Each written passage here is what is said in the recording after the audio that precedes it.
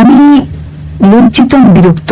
আসলে ওনার লজ্জা নাই দেখে আবারও নতুন করে ভাইরাল হলো সাকিব খান ও অপু বিশ্বাসের নতুন একটি ভাইরাল ফটোগ্রাফ। চলুন শুনে আসি। অনেক কিছু বলতে পারে উনি। রাত ৩টায় অনেক কথা, এবং আমি কখনো চাইনি যে আমার সন্তানের বাবা আমার কারণে কখনো হেট হোক। কারণ আমি যেহেতু শুরুতে বিয়ে করে ফেলেছি এবং পরিশেষে যেদিন আমি একা কাজ করা শুরু করেছি, তখন তো আসলে আমি একটা সন্তানের মা, তো আমার দায়বদ্ধতা কাজ করেছে। কারণ প্রত্যেকটা কাজের সাথেই না, যতই আমাদের রাগ থাকুক, মনোমালিন্য থাকুক, বাট একটা কথা কিন্তু অবশ্যই, আমার সন্তানের বাবার সম্মানটা আমার কাছে অনেক বেশি ইম্পর্টেন্ট। তো অ্যাজ এ ওয়াইফ বা অ্যাজ এ সন্তানের মা হিসেবে এটা ধরে রাখার দায়িত্বটা আমার। বুবলি সেম ঘটনাটা ঘটাতে যাচ্ছে, ঠিক আছে। আমি সত্যি কথা বলতে গেলে গিয়ে উনি এইসব আর নতুন কি, উনি এইসবে অভ্যস্ত। তো ওই জায়গা থেকে কিছু প্রমাণ আসে আর কিছু প্রমাণ হয়তো আড়ালেই থেকে যায়। আমি এসব আমার গায়ে মাখি না, আমি আমার মতো আছি। কারণ আমার তো ওনাকে না কথা বললে আমারই প্রবলেম, মানুষ মনে করে, ভাবে যে অপুই সব বলে, আর মানে উনি একেবারে ধোয়া তুলসী পাতা। আমি এই প্রসঙ্গটা আমি মুখে বলতে চাই না, বাট এই প্রসঙ্গগুলো কিন্তু আসে।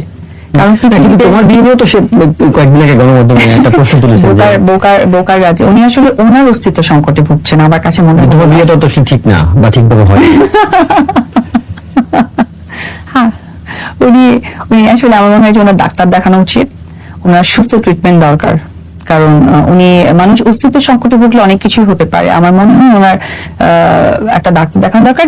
শাকিব খানের বাসায় তোমার যাতায়াত আছে, এটা ওপেন সেক্টরের মতো হয়ে গেছে যে তুমি সেখানে যাওয়া আসা করো, এবং সেখানে গিয়ে নাকি একটা সময় বুবলিকেও তুমি পেয়েছো এবং তাকে নাকি প্রচন্ড লেভেলের বকাঝকা করে বের করে দিয়েছিলা শাকিব খানের সামনেই। না, বের করে দেওয়ার ব্যাপারটা আসলে এটা একদম মানে এটা তার সামনে এই ঘটনাগুলো ঘটেছে। কে এটা বলেছে জানি না, বকাবকি না না না, এটা আসলে আমাকে কেউ হয়তো বলে থাকলে ছোট করে বলা। ওনাকে আমি কখনোই পাইনি, ওই দিনই আমি দেখেছি ওনাকে। আর এটা অফিস, বাসা কেন মানুষ বারবার বলে দুটো প্লেস, হ্যাঁ দুটো প্লেস। সো এটা অফিসে যে কেউ আসতে পারে, সো এটা আমার কোনো বদারেশন নেই, এবং এটা নিয়ে আমি কখনো কথাও বলিনি।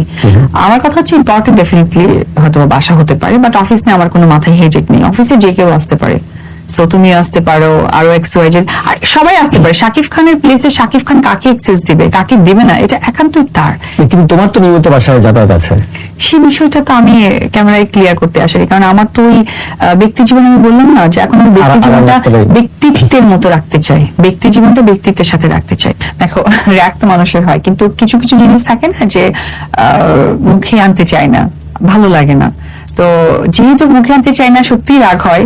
এত সুন্দর অনুষ্ঠানে আমি আসলে মানে রাগটা আনতে চাই না, এক্স্যাক্টলি এম্বারেস করতে চাই না।